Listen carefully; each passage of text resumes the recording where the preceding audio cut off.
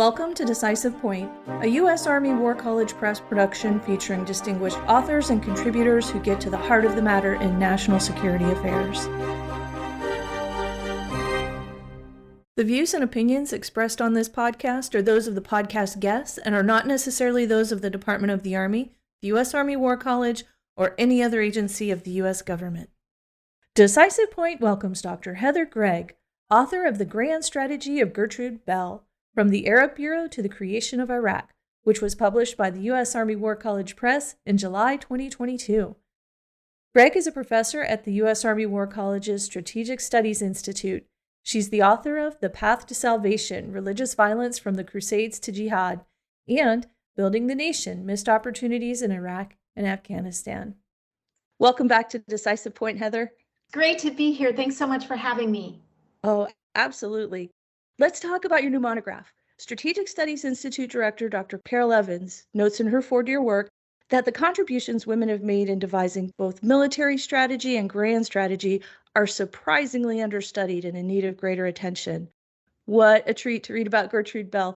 Please give our listeners an overview. Who was she? Yeah, so Gertrude Bell was this fascinating woman. She was born in Britain during the Victorian era in the late 1800s. She was born to a wealthy family. She was one of the first women to go to Oxford University. She was the first to get a first class in modern history. And she was fascinated with the Middle East. She started traveling there at a relatively young age. She traveled extensively. She learned the languages. She wrote travel books. She was even an avid hiker and a mountain climber, which is fascinating to me. But it was her language and her experience in the Middle East that got the attention of the British military. And she became very useful to helping devise both British military and grand strategy in the Middle East from World War I through the end of the war to the Middle War period. When and where did she work, and how and why were her contributions important for British strategy?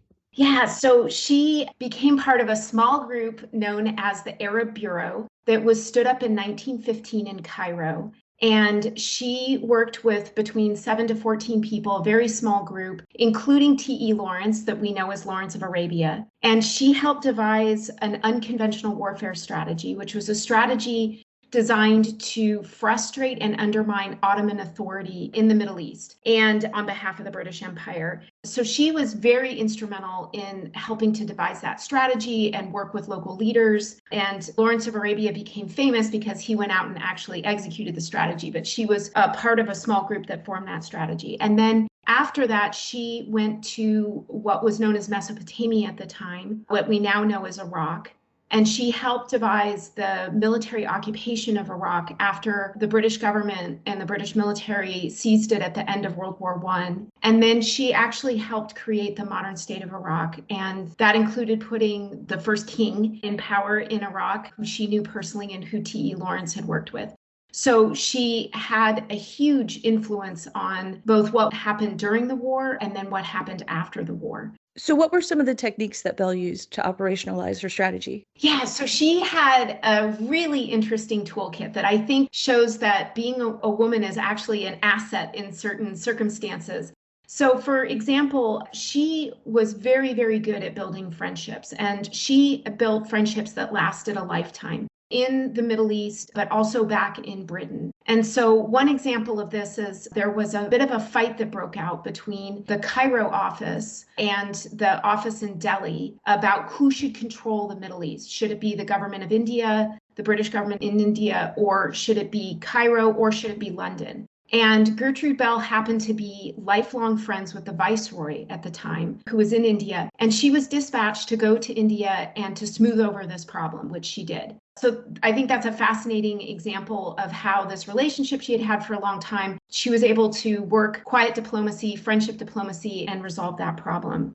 She also built lifelong friendships with people in the region, and this included King Faisal, the first king of Iraq. She was his trusted advisor for several years, and he put her in charge of antiquities.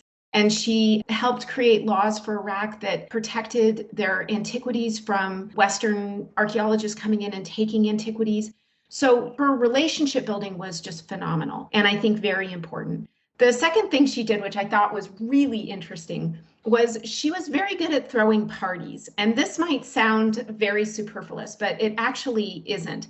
She threw parties in a strategic way. She would put certain people in the room together so they could talk and meet one another. She was very instrumental in throwing parties for the wives of influential men. So she knew that wives had their husbands' ears. And so she was able to build relationships with those women, and then they in turn would help influence their husbands. So she did a lot of very interesting things, not in spite of being a woman, but because she was a woman. And I think that's really interesting. How was Bell able to have such influence and hold the position she held as a British woman during and after World War I? Yeah, I think this is a really interesting question, and it's something that I still am not entirely sure I know the answer to. But I think that one of the things that's very interesting is that it seemed to me that the British government saw her as useful.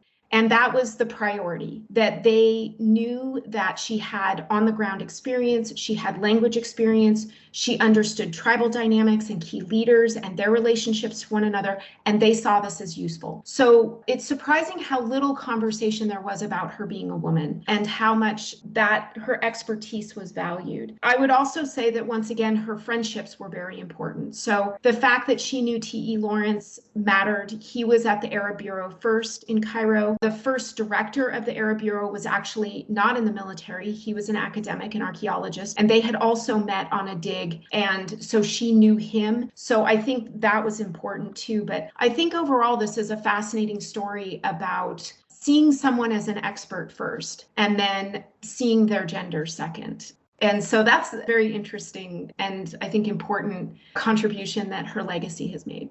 Let's talk more about her legacy. What would you say Bell's legacy is today? What can we learn from her?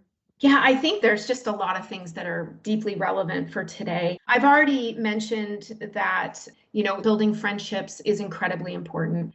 A second thing I would add to this is that building the right team matters for creating good strategy. So the Arab Bureau drew from academic experts, from civilians, from military. They would add experts and remove them depending on the problem that they were looking at. But it wasn't just the military having a conversation about what to do. They really built a team, a table that included a wide array of voices and perspectives. And I think that was legacy, and I think it's really important. Another thing that Bell leaves for us today is just how difficult it is to stabilize a country or a region in the wake of war. So she had tremendous expertise. Her loyalties were to the British government and to the crown, and her priorities were not to Iraq per se, but she was a British subject and her loyalties were to Britain. I think she cared deeply about Iraq, but still the decisions that she made and the team made have lasting consequences. And frankly, many of those decisions in retrospect were probably not the right ones. And so I think it's a very humbling story for me about someone with all this expertise and passion for the region, and things still didn't go well when it came to stabilizing the country.